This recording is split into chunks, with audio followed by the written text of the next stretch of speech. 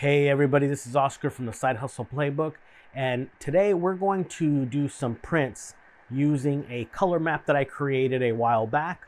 The color map is going to help me, hopefully, to get a better or more accurate color to what I'm trying to get. Many times with the RICOH RI 1000, you'll print out a shirt and sometimes your colors just look a little off. Mainly see it with greens.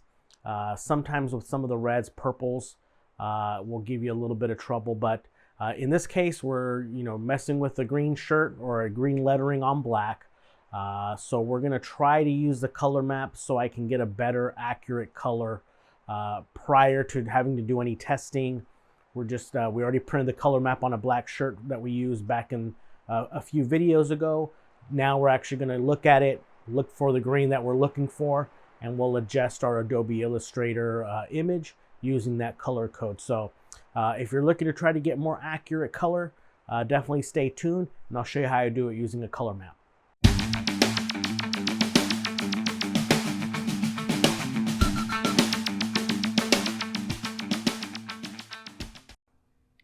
All right, so the main reason that I do this is when I am printing with the RI 1000, my greens especially. There's a couple other colors, but it's mainly green. We do a lot of shirts that use more of a Kelly green. And if I do nothing on the RI 1000, it just doesn't translate very well. So the greens come off a little bit more like a lime green, I would say. So let me just show you a picture really quick. So this is like the image, right? This is the green that we use quite a bit. Has that Kelly green, pretty vibrant.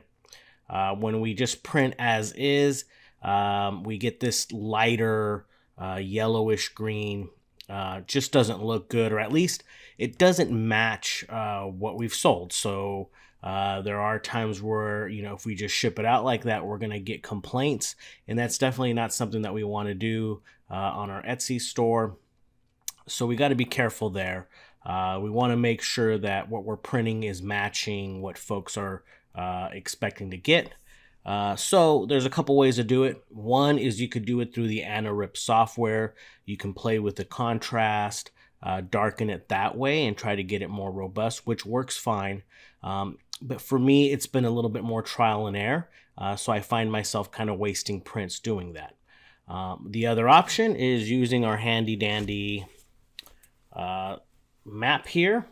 So I have the shirt. Remember we did that video before. I printed this out, and this is kind of what I use where I'm really looking for the green that I want it, how I want to see it on the actual shirt.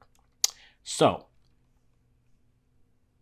what we got to do here is basically I look on the shirt, I kind of match up, okay, this is the one that I want, and then it's just a matter of picking that color. So what I'll do here, I believe we wanted to go 6 up. So I will do the pick tool, and we go number 1, 2, 3, 4, 5, 6. So that's the green that we want. From there, I'll pick it and then double click it right here. So this is the code we want to use. Now it is always a good idea as you're doing this stuff to save your codes so you can get that consistency, because depending on where you are on using the pick tool, that number could change a little bit, but it should still be pretty close in color. So let me go ahead and just paste that over here. And that is the 0FCX. Perfect. So we got that saved. Then what I'll do is I'll go to my design.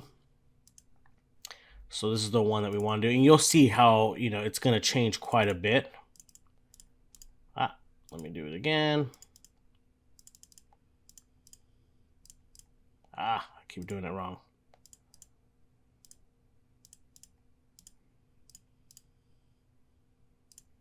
All right, there we go. Took me a bit. We're going to change that to the new code. Hit OK. Same thing goes here. Change that to that new code that we wanted. So you can see it's darker, right? but once we print it out, it won't necessarily look this dark on the actual shirt. It'll be more to the color that we want.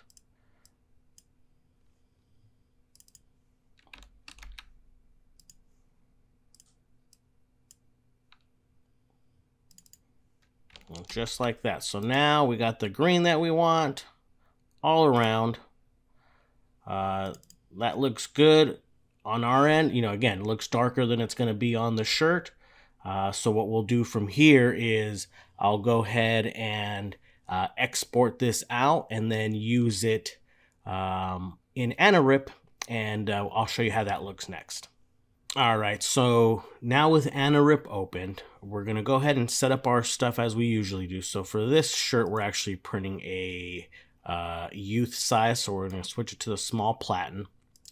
And what we'll do is now get our transparent PNG, and we got that there. Now, a few things we need to check or adjust is, let me do the, I like using the color and true view so I can kind of see them side by side. But we need to change our shirt color. This one's going to be black. So we're going to go super fine.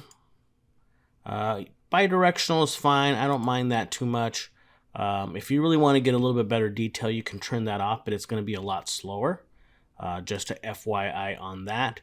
We always like to go with the perceptual. Here on the color controls, if you didn't make the adjustments in Adobe Illustrator or Photoshop, is where you can adjust the darkness of the color. So before, we would usually go in the contrast and adjust that. Sometimes we would go -2, sometimes -1. It would just depend.